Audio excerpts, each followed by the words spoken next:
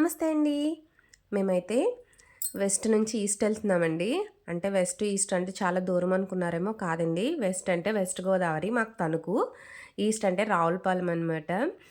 ఈ ఈస్ట్ గోదావరి, రావులపాలెం. కానీ ఈ రెండిటికి మధ్యలో హైవేలో అన్నవరపాడు అనే ఒక గ్రామం ఉందండి. అంటే ఆ ఊర్లోకి వెళ్ళాల్సిన పని లేదనుకోండి, మనం ఇప్పుడు వెళ్ళే ప్లేస్కి. ఇదేనండి వెంకటేశ్వర స్వామి టెంపుల్ అనమాట. హైవే పక్కనే కనిపిస్తుంది. మేము అస్తమానం రావులపాలెం వెళ్తున్నాము. కానీ టెంపుల్ లోపలికి వెళ్ళే అవకాశం అయితే మాకు ఇప్పుడే కలిగిందనుకుంటా. అందుకనే ఇప్పుడే వెళ్ళాము మేము అనుకోకుండా. అస్సలు చాలా బాగుందండి టెంపుల్ అయితే మాత్రం చూడాలి ఖచ్చితంగా. ప్రతి ప్లేస్‌లోనూ తెలిసిందే వెంకటేశ్వర స్వామికి 7 శనివారాలు 7 ప్రదక్షిణలు చేయాలనేది. ఈ గుడి పక్కనే అయితే శివాలయం ఉందండి. అసలు శివాలయం అయితే చాలా బాగుంది. బయటే మనకి శివలింగాలు ఉన్నాయండి. వీటన్నిటికీ కూడా మనం అభిషేకం చేసుకోవచ్చు. పక్కన వాటర్ కూడా రెడీగా ఉంచారు.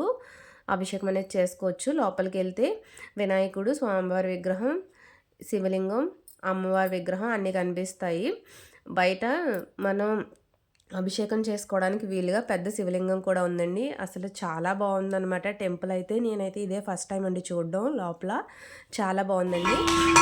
ఇక్కడ నందీశ్వరుడు అయితే చాలా పెద్దగా ఉన్నాడు. అలాగే మనం కార్తీక మాసంలో పౌర్ణమి రోజు ఇక్కడ లోపల వాటర్లో ఉండే శివలింగం అయితే మనకి చూపిస్తారంటండి. ఆ రోజు మాత్రమే మనం దర్శనం చేసుకోవచ్చు అనమాట.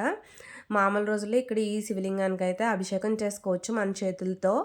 ఆవు పాలు ఏవైనా మన ఇష్టం తీసుకుని వెళ్ళి అభిషేకం అయితే చేసుకోవచ్చండి. ఫైనల్గా టెంపుల్ అయితే చాలా బాగుంది.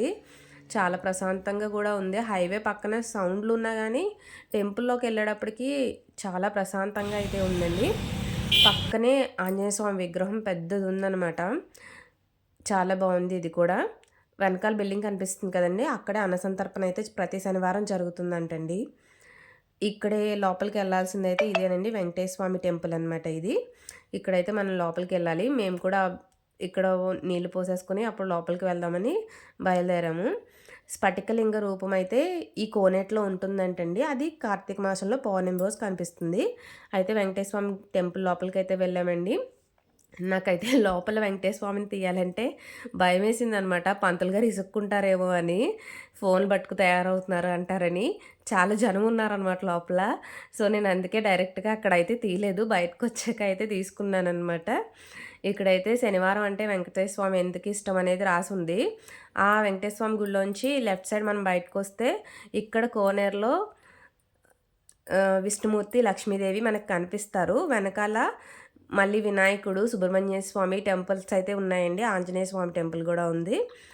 అలా చిన్న చిన్న టెంపుల్స్ అయితే అవి ఉన్నాయి. ఇక్కడ ఈ కోనేరులో అయితే తాబేలు కూడా ఉన్నాయండి. చాలా బాగున్నాయి. అస్సలు వీడియోలో అయితే కనిపించవు. ఇక్కడ పెళ్ళిళ్ళు కూడా ఎక్కువ జరుగుతాయంటండి.